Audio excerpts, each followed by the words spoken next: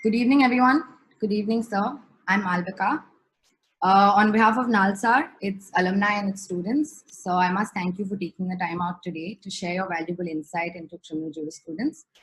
Our speaker today really needs no introduction. Mr. Sidharth Luthra is a senior advocate and former Solicitor General of India of the Supreme Court.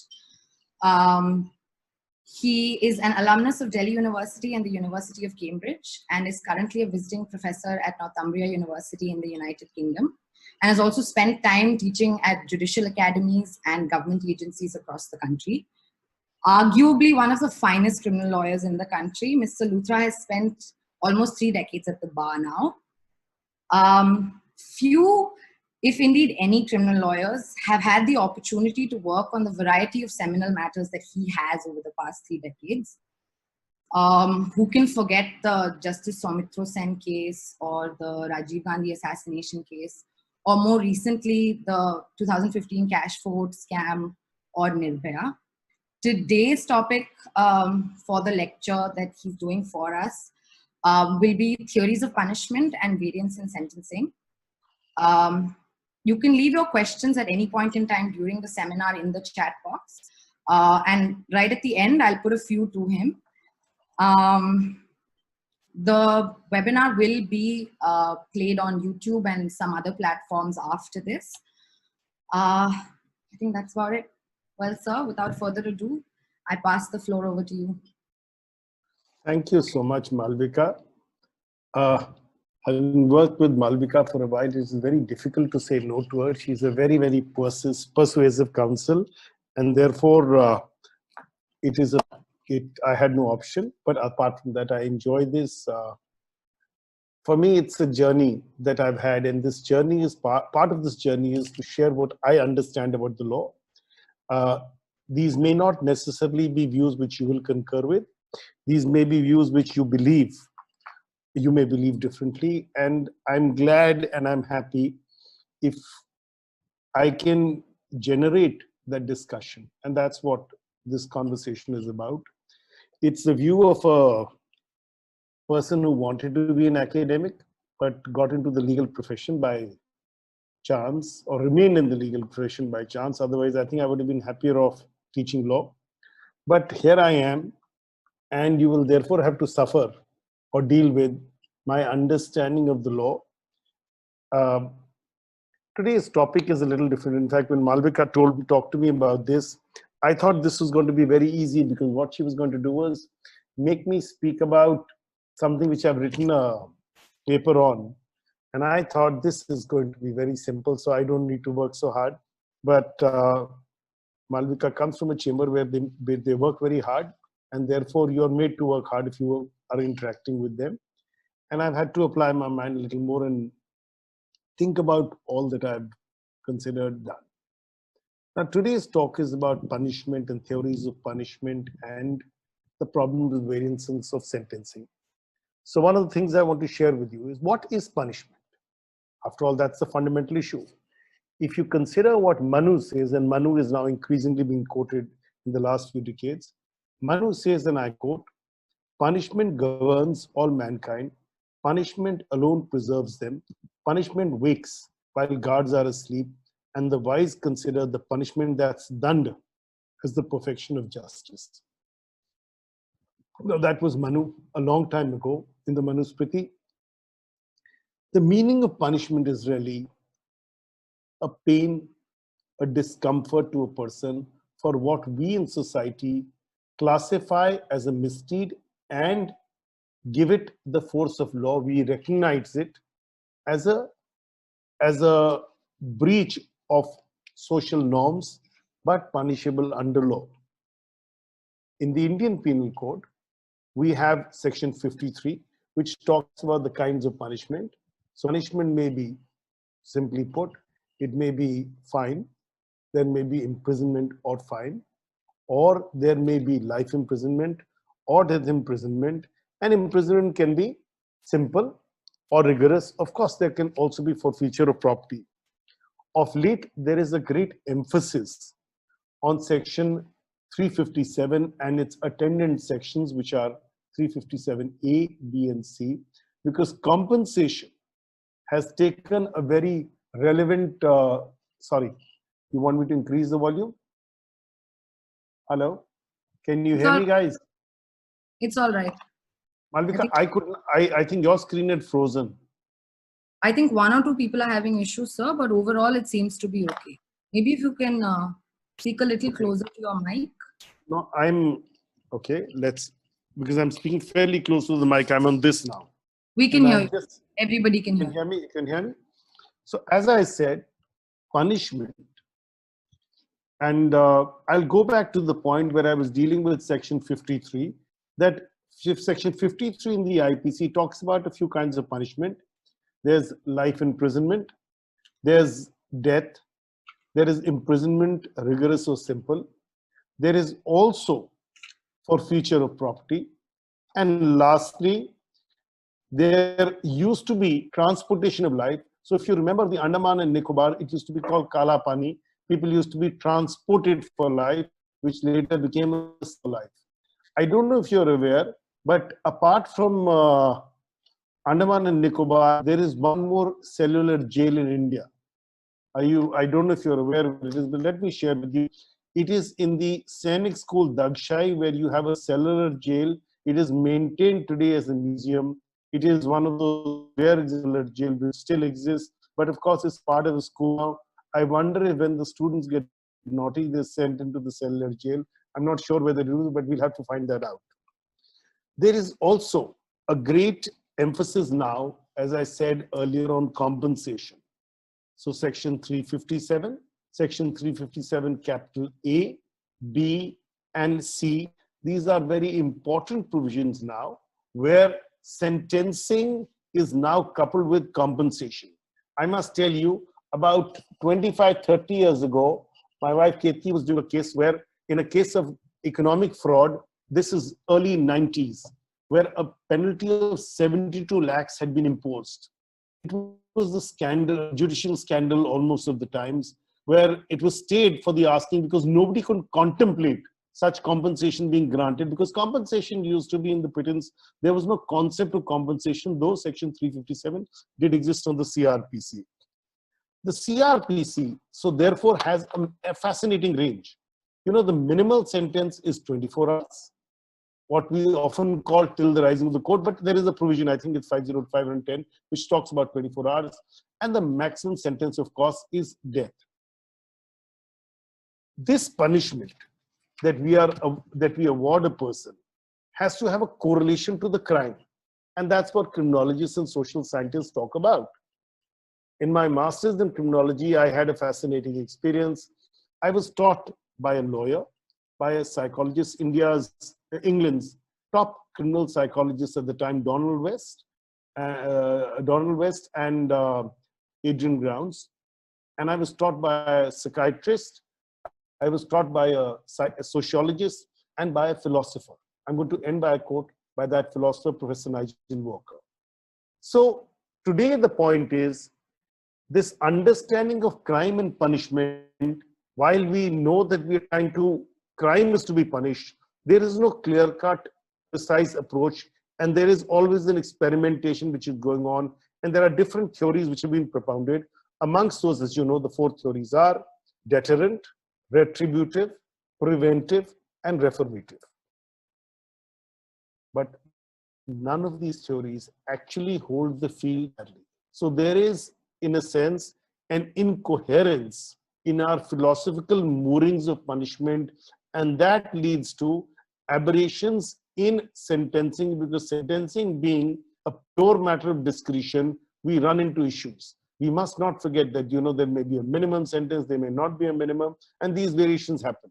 Now, one of the peculiarity of sentencing is this, and there are factors which you will not even see written in the statute books. In the case of a person who's convicted for an offense, till 3 years, the right of bail at the stage of appeal exists. But if it is more than 3 years, you have no right of bail in appeal.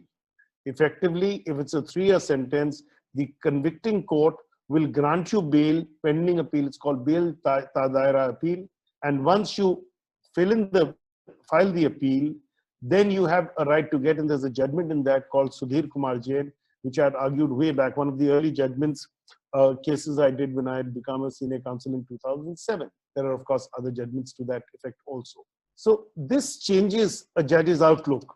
If you recall, and perhaps this was before your time, when Mr. P.V. Narasimha Rao, the former Prime Minister of India, was being tried way back in the 90s, I believe it was the JMM case, an issue arose, what is the sentence he will be imposed? And Tihar jail set up a row of 6 rooms where, for VIP prisoners, where a former prime minister had to be kept, possibly if he was convicted for more than 3 years, and he had to be kept there with a sentence. If it would be more than 3 years, he had to go to jail till his appeal was filed and till the appellate court gave him relief. So these 6 rooms were created, and the VIP rooms remain a testimony to the fact that 3 years cutoff becomes very important. But this 3 years cutoff has nothing to do with reformation, deterrence, retribution, or prevention. It has to do with the pragmatism of a judge, whether to send certain people inside jail at the stage of appeal or not, or at the stage of conviction.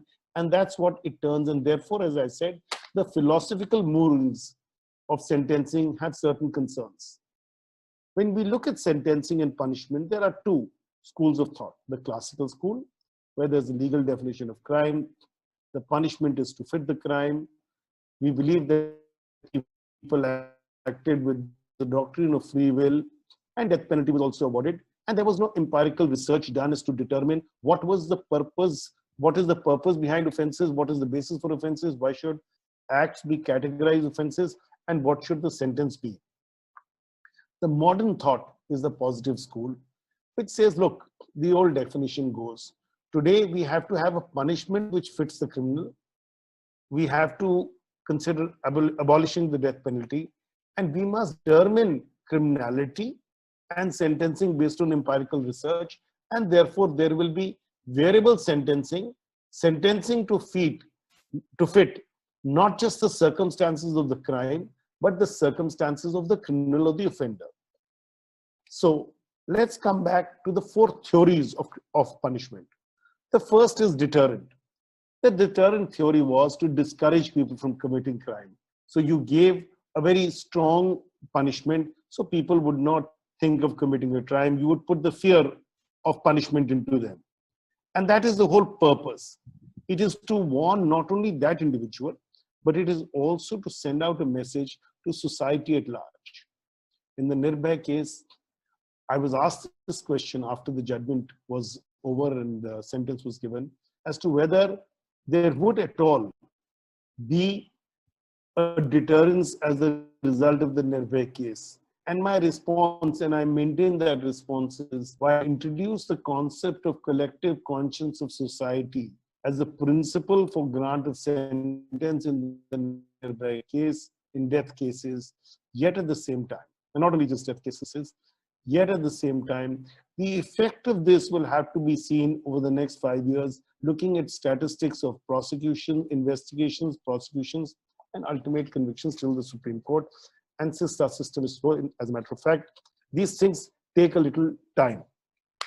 So the deterrent theory is the basis for punishment in England, in the UK, in the medieval period, and sometimes even for small offenses, inhuman and severe punishments were given.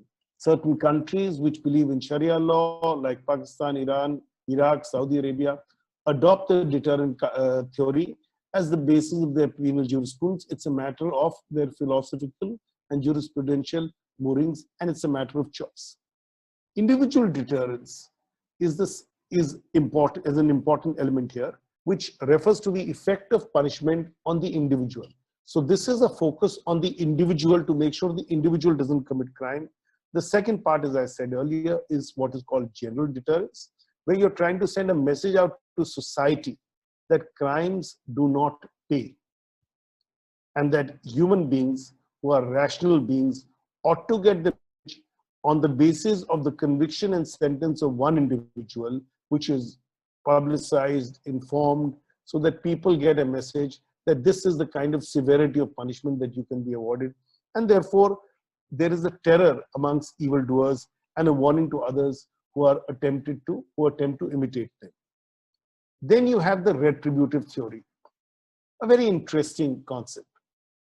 It has its basis, the origin, in the instinct eye for an eye, a tooth for a tooth.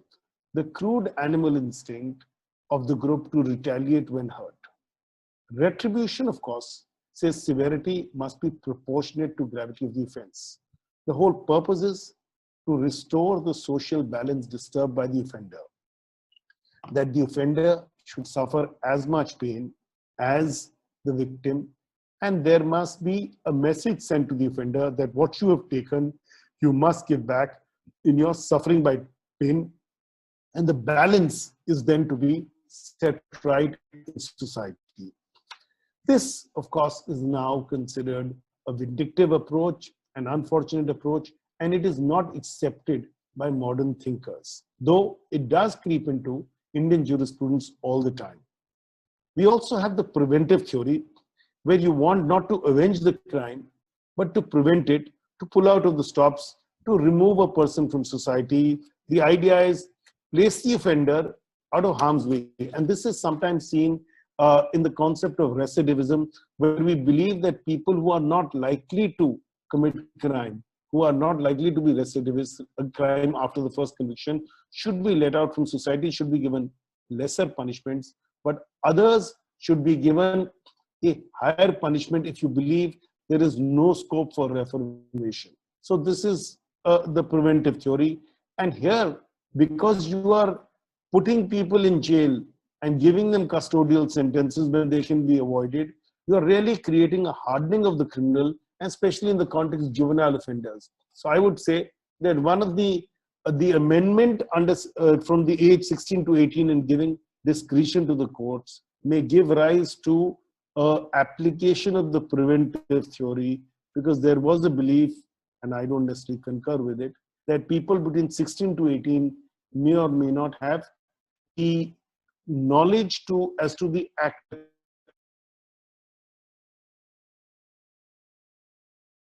is what we seek to apply in modern philosophy.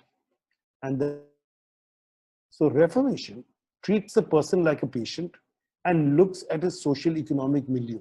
So you try and see what's the background of the offender. Is the crime his crime, or is it a summation excuse me, of its causative factors, and what is the reason? Can we reform the person? Can we rehabilitate the person? Can we bring about a change in the mindset of this individual so as to rehabilitate him or her as a law-abiding member of society? Here we are looking at the moral reform of the offender.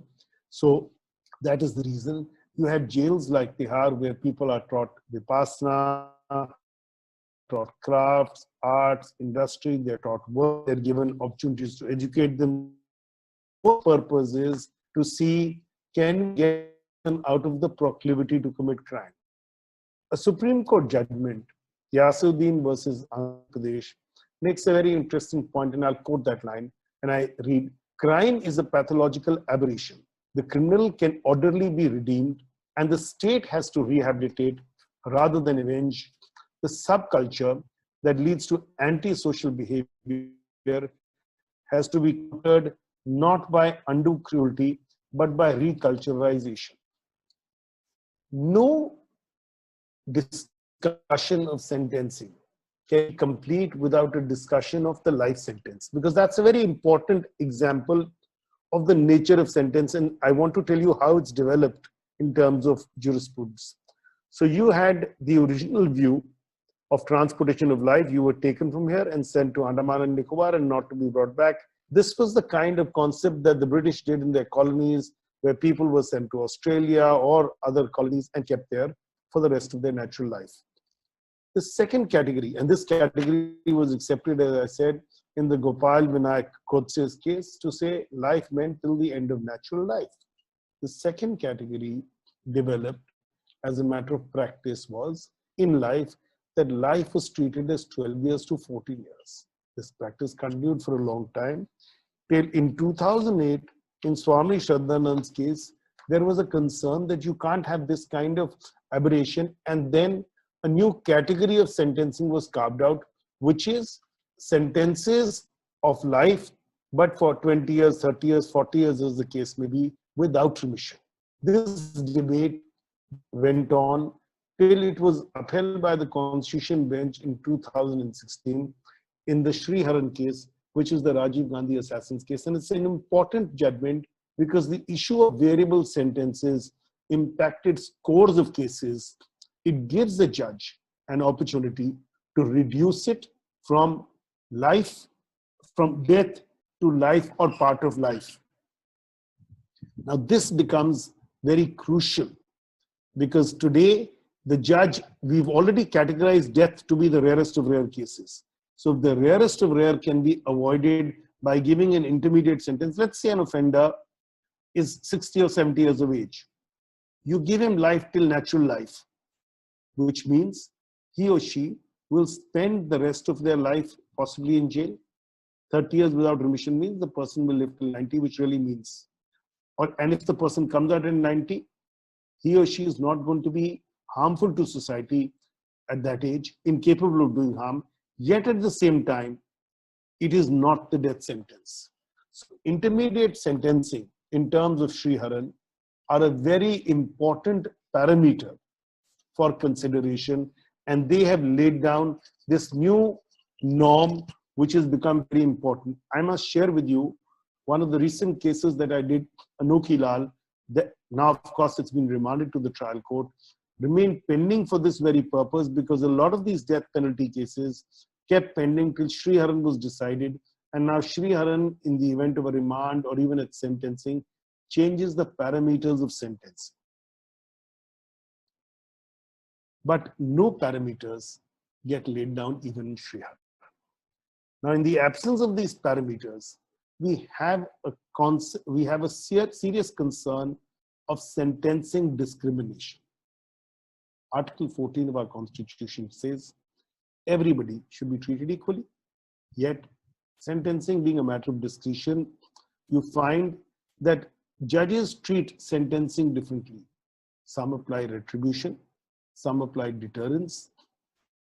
Retribution, in fact, sometimes leads to a lesser sentence. Some apply reformation, and some judges give death penalty. So in the decade which is 2000 to 2008-9, you had two sets of judges, both with different philosophies. Before one bench, the chance of a death sentence was about 90%, a death sentence being confirmed.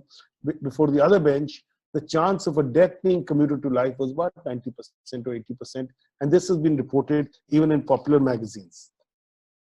This philosophy allows the creeping in of variables, and inconsistency occurs when sentencers are not clear as to what is the approach to be taken.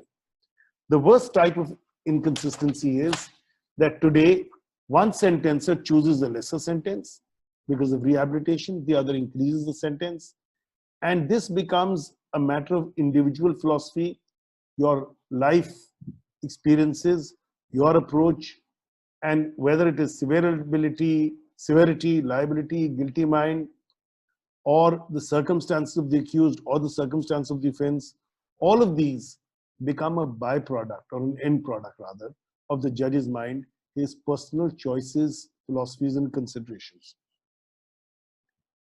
And this is most reflected in the death sentence. I remember while arguing Nirbhay, there was one judgment, and I will not, you can find it yourselves. There was one judgment which I was reading, and I was very satisfied with it. It seemed to be one of the best judgments to seek a confirmation of the death sentence. Till at the last stage, the judgment changes and awarded life.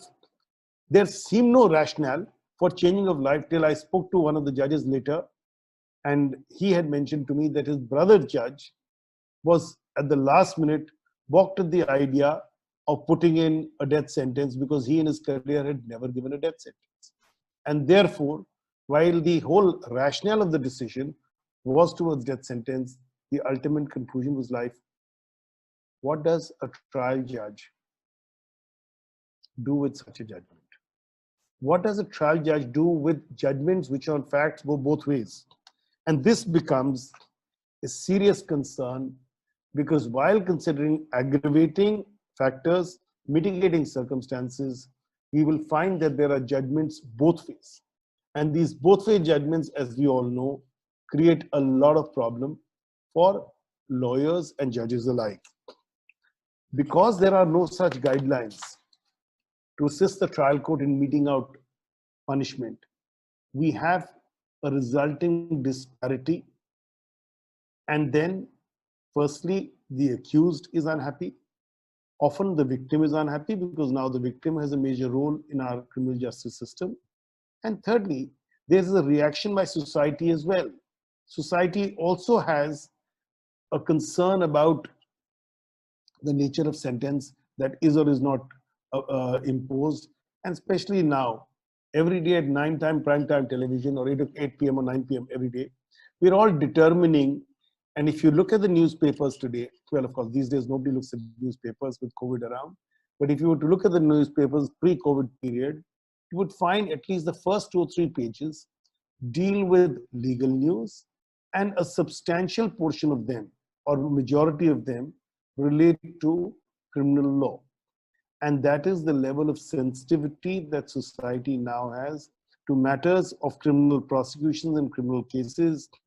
And if there is inconsistent decision making, if there are faulty rationales, the need for a sentencing policy is felt more and more in our system, because now it is becoming apparent to all of us that there is a gap in sentencing discretion being exercised. Alester Pereira is a classic case. If you remember, that's the case of an accident. And I want to quote a passage from there. Sentencing policy, and I quote, is an important task in the matters of crime. One of the prime objectives of the criminal law is imposition of appropriate, adequate, and just, please note the word just, and proportionate sentence commensurate with the nature and gravity of crime and the manner in which crime is done. There is no straitjacket formula for sentencing an accused on proof of crime. The courts have evolved certain principles. Twin objectives of sentencing is deterrence and correction. Please note, deterrence and correction. What sentence would meet the ends of justice depends on the facts and circumstances of each case, and the court must keep in mind the gravity of crime, motive for the crime, nature of the offense, and all other attendant circumstances.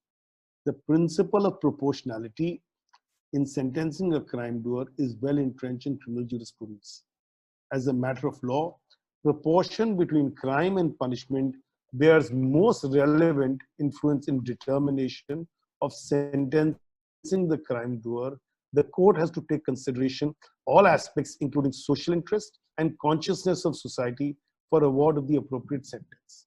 Now, if you look at this passage, it talks about just deserts, retribution. It talks about reformation.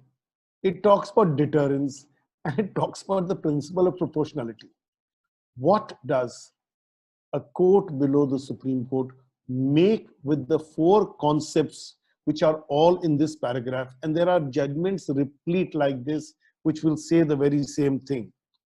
And I must tell you, the categorization of whether 1 person has died or 4 persons have died, the categorization whether a cheating is being committed against 20 people or 30 people, all these variations occur. The amount of cheating becomes a variation. The punishment may be the same in entirety, but the quantum involved, whether of human loss or a financial loss, is now increasingly becoming a parameter not just for compensation, but more of a parameter for increasing or decreasing the amount of imprisonment. And this leads to sentencing disparity. In other cases, the age of offender, chances of reformation, they are considered as mitigating cases and factors in some matters. In other cases, they are ignored as mitigating factors. So when judges deal with people with similar identical criminal histories, or they impose similar sentences or for offenders with different antecedents, can there be fairness in the system? And this fairness is now becoming a great matter of concern. In a 1971 decision, Rameshwar Dayal versus State of Uttar Pradesh, the Supreme Court actually considers this and complains and reviews the fact that there are variant sentences given for similar offenses, similar conduct, and that becomes a matter of such a concern. So I will tell you, friends, there are two things which need to be considered vis-a-vis sentencing policy. Firstly, as I said earlier, there must be uniformity. Similar offenders, similarly placed offenders must get roughly the similar punishment. This is imperative because sentencing serves a social purpose both for the victim, the accused, and for society at large. There must be certainty. It's part of Article 14 and Article 21. Secondly, there has been a desire to rationalize sentencing policies based on public opinion. There is a view that we should take the public's view into consideration. Nirbhay's case, Mukesh Kumar, talks about the collective conscience of society, but says judges must consider when the collective conscience demands a death sentence or the highest punishment. This is the case. Then surely we will have to examine whether in India we can do a broad-based discussion on sentencing guidelines and mechanisms to impose sentencing. United Kingdom, USA have done a lot of research to measure inconsistency in sentencing, either vertically or horizontally, to consider this. Solve it with sentencing guidelines or with sentencing councils. But in India, this is really a judge-driven measure. As I said, you have life sentences which are now determined in terms of the Sriharan case. Now, all these judgments that we have from the Supreme Court lay down certain patterns, guidelines, suggestions. But these suggestions cannot take the place of statutory obtained guidelines while leaving discretion to the judge to determine what is the nature of sentence to be imposed. Similarly, we also have to consider increasing the discretion of sentence statutorily in relation to fines that are imposed. Compensation, of course, exists. And the whole purpose is that while we believe that individualized sentencing is important, if it leads to incoherence, then we have a problem. Andrew Ashworth, who's a very major thinker in the field of criminal law and sentencing, says that the problem occurs because you have different penal philosophies amongst judges and magistrates, and you need a clearly defined rationale. Let it be rehabilitation, let it be retribution, or deterrence. But as I pointed out in Lester Pereira, you have all four almost clubbed into one paragraph in a decision. Till we have a coherent philosophy, we will have interjudicial disparity and we will have aberrant sentencing, and this variability will give rise, as I said even earlier, to individual decision making. In England, USA, and Wales, you have sentencing councils, and they point out what are the aggravating, what are the mitigating factors, and they give you parameters for sentencing. My view, of course, is that sentencing disparity is something which has been there in every system, and various techniques have been adapted to try and reduce it. So one of the issues will be establishing sentencing principles, sentencing guidelines, reimposing judicial self-regulation, and prescribing mandatory minimum sentences. Now, if you have these kind of parameters, and I don't necessarily agree with that concept, you will at least reduce the variations. Therefore, I would really conclude by saying that we live in an era of discretion, and in my personal view, we will need to get out, have a discretion which is tempered reasoning and just arbitrary discretion. So there are scores of examples I can give to you when there have been protests on the streets of Delhi or in the streets of other cities. And what does that lead to? So sometimes when sentencings are lesser, there are public marches, there is anger in society, there are candlelight marches, and there is protest in society. Whether the protest is valid or not is a separate issue. But the fact is that society is reacting to what it believes is the uncertainty of decision making. If that be the case, surely we must have certainty. So one of the simple suggestions that I would make to all of you to think about, because I'm not a legislator, hopefully soon some of you will be, do we need guidelines? Do we need a sentencing council to advise on sentencing? Do we need to further training for judicial personnel to understand what should be the parameters and that extraneous material ought not to be considered?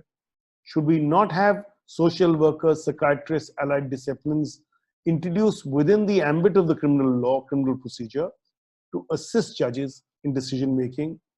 We don't use our probation officers enough. We don't get reports pre-sentencing. In the Nirbhay case, this was one of the grievances. And the Supreme Court called for a report, gave them time to file affidavits, and then determined the sentencing after a complete hearing. Fines need to be revised under the Penal Code, because these fines were imposed way back in the 1860s. And the aggravating and mitigating factors need to be fine-tuned and need to have uniformity. So I'm going to close that today. And now I'm going to leave the floor open to all of you for questions. I hope I was able to be heard clearly. Thank you very much today.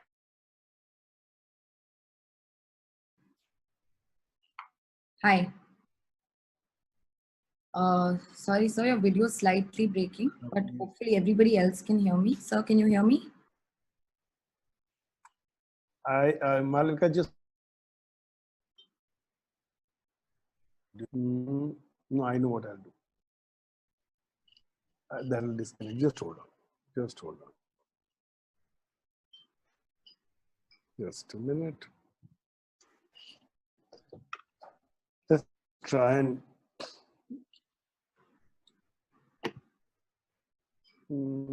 just a minute. I wonder if this will help.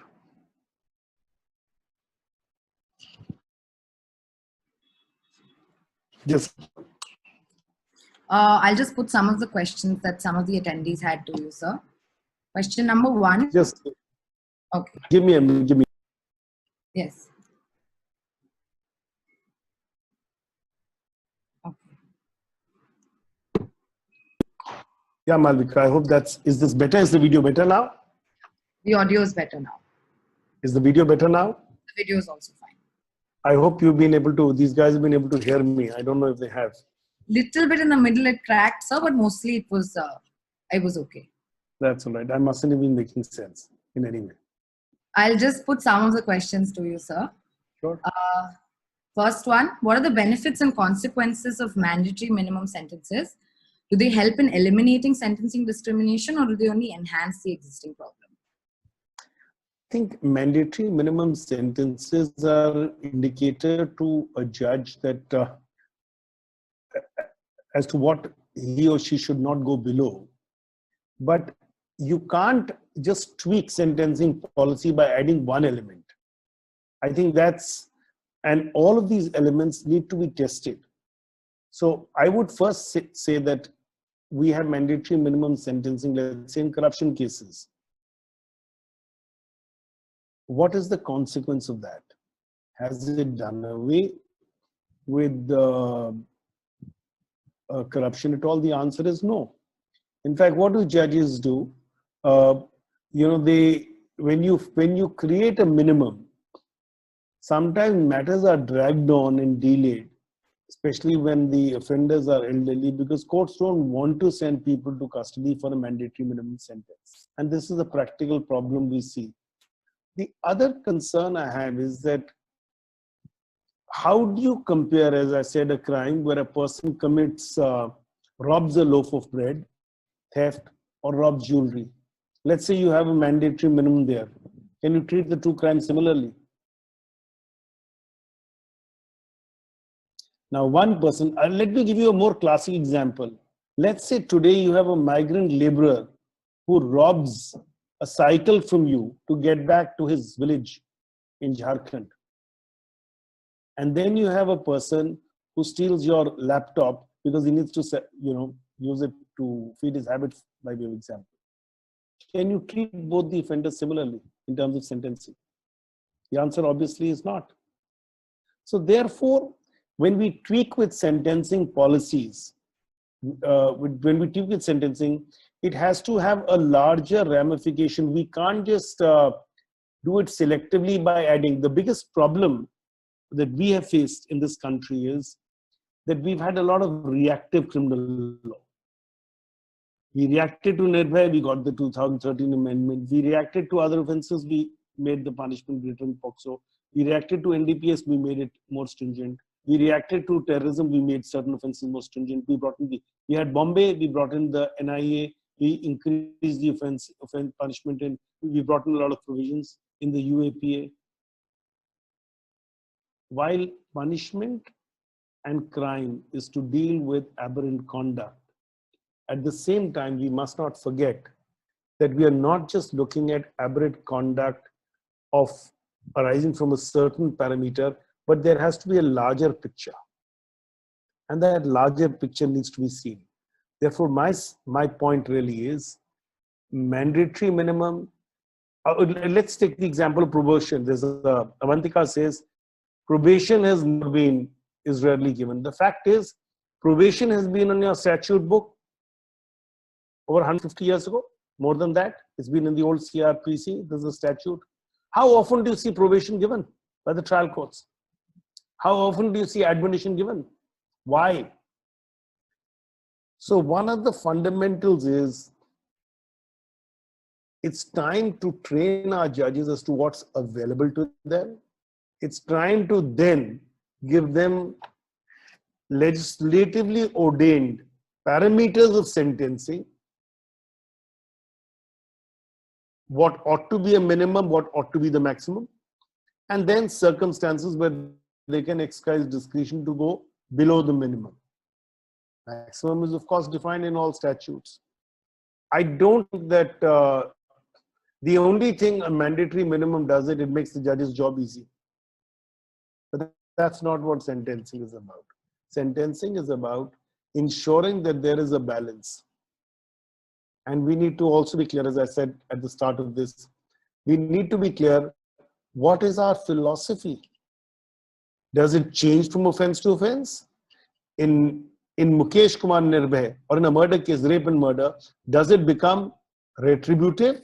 Because that's what the collective cry of conscience for society is. Or does it become deterrent in such cases, whereas in other cases it becomes reformative? So we may also need to categorize crime.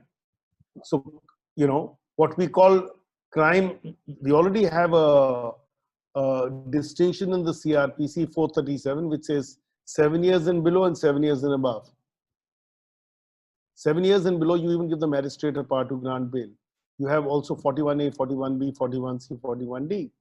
So 7 years is a very important criteria. If 7 years is such an important criteria, then why don't we use the 7-year test, which is also there in plea bargaining, to say 7 years and below, we will treat as crime where there is a scope of reformation. Definitely. For crime between 7 and 10 or 7 and onwards, we will treat it differently depending on the circumstances. So you'll have two sets of cases. One is to, as I said, a recidivist, a person who's a prior offender but has not committed, let's say, murder, but now commits it. And the person is believed after psychiatric and psychological tests incapable of reform. And then you have another man or another woman who commits murder in self-defense. Many, many years ago, my late father was doing a case where, there are these people, who are illegal, who make illegal alcohol in and around Delhi. They're a tribe. They used to be one of the, I forget the name, they used to be one of the Sansis. They were supposed to be one of the tribes criminalized by the British. Now there was a Sansi boy who was being tried for a criminal case. The other family members were also tried. Later, my father got the first family members off and I got the boy off later. So the Sansi boy was committed murder of a non-Sansi man, and he was being prosecuted for murder. And you know what he had killed the man with? He had killed the man with a scissor. When asked why he killed the man with the scissor, he said, "This man used to come and harass my sister every day. I couldn't bear it beyond a point. My sister was to be married. I told him to stop. He didn't. So I and my young friends went. I didn't have any other weapon. My mother had a big scissor. You know, those times you had those large scissors, metal scissors, those metal iron scissors. He says, I took them. I unscrewed it. And that was as good an offense as any. That was as good a weapon as any. And I just killed him because I had warned him. He didn't listen. So I did. Now, are you going to treat him similar to a person who commits what we call, I mean, this is also cold-blooded murder. But are you going to treat it similarly if he is charged and convicted with murder as a person who is, let's say, does it without remorse? This man also had no remorse. Or a person who does it, let's say, for commercial, dacoity and murder, a person who does it for commercial gain. These are philosophical issues which we need to deal with. And you know, these become very important.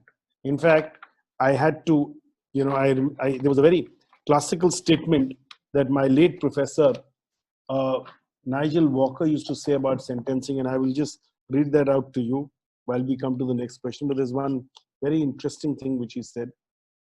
Let me just find it in my notes. But tell me, what's the next question? Sir, since you were speaking about how finding our core philosophy of punishment is really should be our primary aim, there are competing questions amongst the attendees. One of our attendees wants to know how relevant you think the Gandhian philosophy is to laws relating to punishment, whether punishing the sin and not the sinner really helps in reforming the offender. But there is another attendee who wants to understand whether it's economically viable to even try as such a large state to try to reform, say, rape convicts who have done something that's clearly wrong and such great injustice to the victim. So how do we reconcile these two competing philosophies?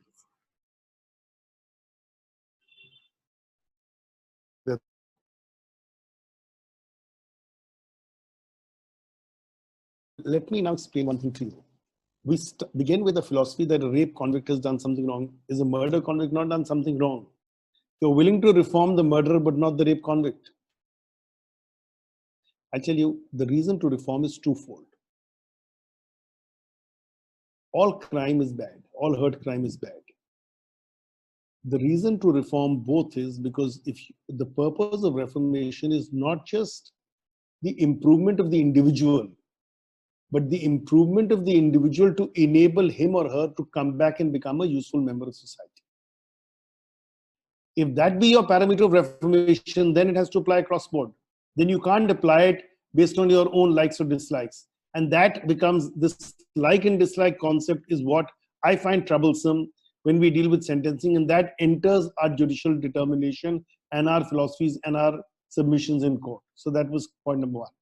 On the Gandhian philosophy, so the Gandhian philosophy says, look at the sin and not the sinner. That's absolutely right, but that's what we're doing. When we look at the circumstances of we punish the crime. But when it comes to the prisoner, in order to ensure that we are not just mindlessly punishing the crime, we look at the circumstances of the criminal. And that becomes a very important consideration. You know, my late professor, Nigel Walker, used to have a very interesting quote about sentencing. And he used to say, if the criminal law as a whole is the Cinderella of jurisprudence, then the law of sentencing is Cinderella's illegitimate child. Because it is the most ignored, unwanted area of the law, at least in countries like India. And I see it is unwanted and ignored because it is replete with ad hocism. And it is, according to me, the most important part of criminal law, because till you determine your philosophy and punish accordingly, you are doing great injustice to the whole institution of criminal law. A slightly more practical question now, sir, from one of our attendees. How and at what stage do you prefer an application under Section 357 of the CRPC on behalf of a victim? Should it be by virtue of an intervention application on behalf of a victim? I would recommend that you all read Rekha Murarka's case. Rekha Murarka today defines the rights victims have in the Criminal Procedure Code. That's a recent decision. I had occasion to do it. And I believe that the issue of compensation must be addressed obviously at the stage of sentencing. It can't be addressed before that. So the moment the conviction is done, sentencing must be, at the stage of sentencing itself, compensation must be addressed. If the prosecutor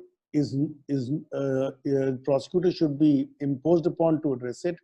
And if he is not, and if the accused or if the victim wants to make a point, that will have to be in terms of Rekha Murarka's case. You, in any case, as a victim, have a right to seek to file written submissions at the final argument stage, and you can always move an application through the prosecutor, asking for sentencing. And if the prosecutor does not agree to put that point forward, with the permission of the court, it can be done. Rekha Murarka is the 2019 decision. Justice Deepak Gupta's. Justice Shantana Gaudar, who wrote the judgment, and Deepak Gupta was with him. Another connected question, sir. Section 357, subsection 3 of the CRPC allows the sentencing court to award compensation even in cases where the offense is not punishable with fine. Yes. Magistrates have limited powers to order fines, and there is a cap on the amount of fine which different magistrates are empowered to award. Mm-hmm. But their power to compensation is unregulated. So how do we reconcile? No, the reason for this is because compensation is, okay, fine can lead to a punishment in lieu of the fine. That is, there can be an alternate punishment. However, compensation is to balance the loss to the individual, and that is not equivalent to fine unless it's 357(1). This is in the context, let's say, of Negotiable Instruments Act. The issue was, how do you justify making payment of double the amount? And they treated it as, they discussed compensation aspect when they justified how the double the amount is to be taken. Secondly, compensation is recoverable as arrears of land revenue. Nobody goes to jail for non-payment of compensation, non-payment of compensation. So there are two different issues. Compensation is the financial recompense. Fine is part of the punishment, and there can be, and as we all know, there is imprisonment in lieu of fine.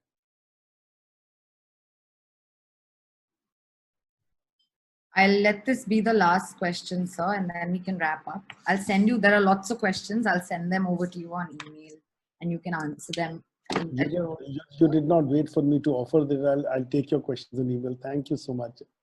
You're still open to, sir. We can, I mean, I'm sure everybody will be more than happy to stay on the call and continue. No, that's all. Last question. You assume that I would entertain all. You assume that that I'm willing to answer them all. No, I'm happy to answer them all. That's what I said. You're a very tough customer, Malvika. Last question, so I promise.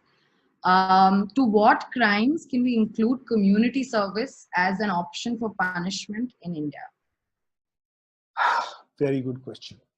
I think community service should be included for at least all crimes up till 7 years imprisonment, and especially summons cases, it should be a matter of norm.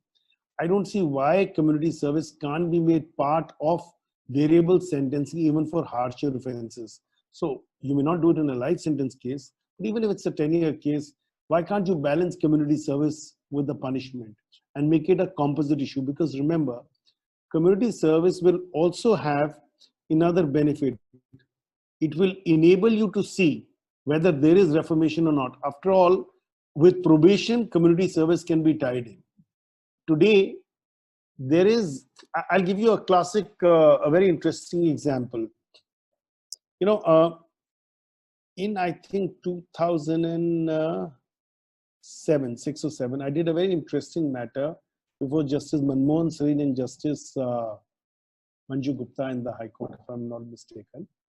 And the issue was, I was appointed amicus to assist in a number of matters that in cases of rape, whether you could have, or life sentence cases, I don't think they were, yeah, there were also cases of rape, whether you could have variable sentences.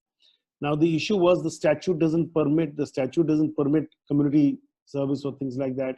So we looked at all these aspects and tried to work out a mechanism, and eventually the court asked people to file undertakings based on this. The sentence could be between 10 years to 14 years.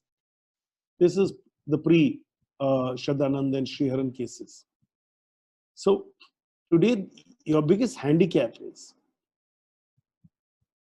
judges, when they look at policy, they are often impacted by the cases that they are dealing with.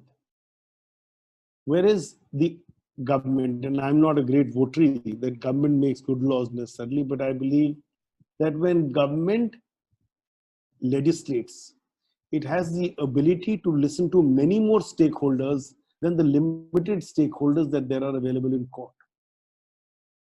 And the more the stakeholders, the better informed the decision is. It may require tweaking, and parliamentary processes often are slow, but it becomes important that these processes must be a greater deliberative process.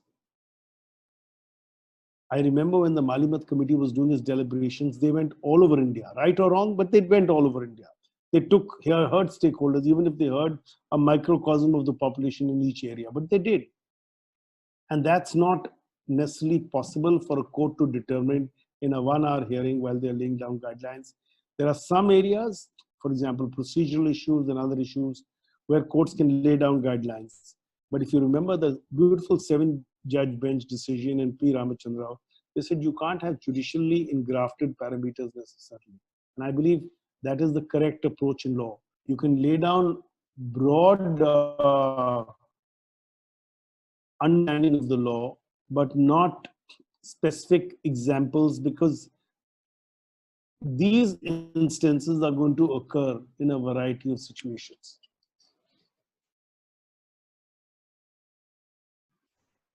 Thank you, sir. Thank you so much for taking the time out to do this for us. I shall Let me just see if there's some question. No, hold on. Let me see if there's some question that I want to answer. Okay. There's something which there's one on media trials. I think I'd like to attempt answer. And there's one by Rish Jivi Parihar. So Mr. or Ms. Parihar says, can we say that society is in some way sympathizing with the offenders and victims, and judges find a middle part to give a punishment to the intellect of both sides? The whole point of judges' discretion is to have a middle path so that there is a balance. But the question is, in seeking to achieve the balance, individual elements of an offender and the crime are often and the victim are to be considered.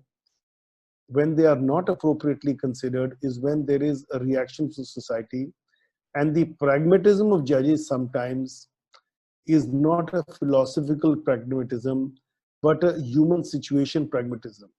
Once we have a coherent philosophy, the pragmatism will be better defined and it'll be more coherent, and that is what we need to look at. So far as Ms. Preeti Sivaraman, media trials influence proceedings and the gravity of the situation leading to harsher punishment. You think that after Nirbhaya and other cases, should a juvenile age 16 to 18 be tried as an adult? Okay. The first thing which you need to understand is, do media trials influence the proceedings? The answer is yes, they do. They also lead to situations where people plead for their innocence. For example, in the Talwar case, there was a media barrage in the Arushi Talwar that they are innocent. Whether they are or not is a matter for the Supreme Court to decide, because I understand SLPs are pending, but that's a separate issue. Secondly, keeping in view the specific age. Now, I must tell you, having been a prosecutor in that case, I did not look at the case of the juvenile specifically because I was not the lawyer in that. But what I understood from the case was that he was not necessarily the principal offender. This attempt to change the law to 16 to 18 was sought by Mr. Subramaniam Swamy in a seminal judgment, Subramaniam Swamy versus Raju. Following Salil Bali, the law was elaborated and said that there is no legal justification to increase the age from 16 to 18 years. Having said that, it has today been done, and that is the law of the land. I think time will tell whether we achieved the purpose or not, whether the statistics justify. When I did the Nirbhaya, when I did Salil Bali and Subramaniam Swamy, in both cases I appeared for the state, the statistics did not justify a reduction of the age from 18 to 16. But today it's the law of the land, with discretion to the judge. That discretion is the subject matter of a case which is a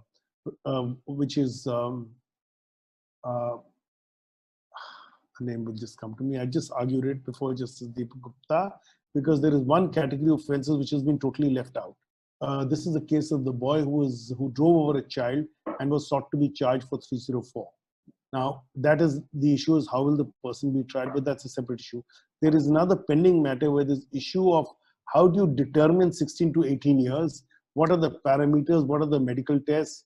How do you decide whether the person has the fitness to be able to be tried as an adult? All these are legal conundrums which are yet to be determined. And only when it is determined will we know whether we've taken the right step forward. One of the biggest concerns I have, and I must share this with all of you, is we don't do legal audits. It's time in this country that there were legal audits of legislation, especially criminal legislation. We can't do it like the UK or the US, where they do it within 5 years because their systems are faster. But every 10 years or 15 years, it's time to see if we brought in a criminal law, has it worked? Should we decriminalize? Should we depenalize? Should we increase the punishment? That's what needs serious consideration. I hope that some of your alumni and some of your students will take up these causes, because these are causes which you must take up.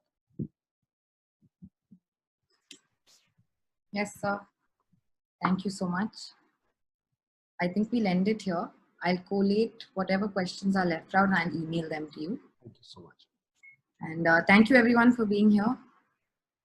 I think we can end this now. Thank you so much, Malvika.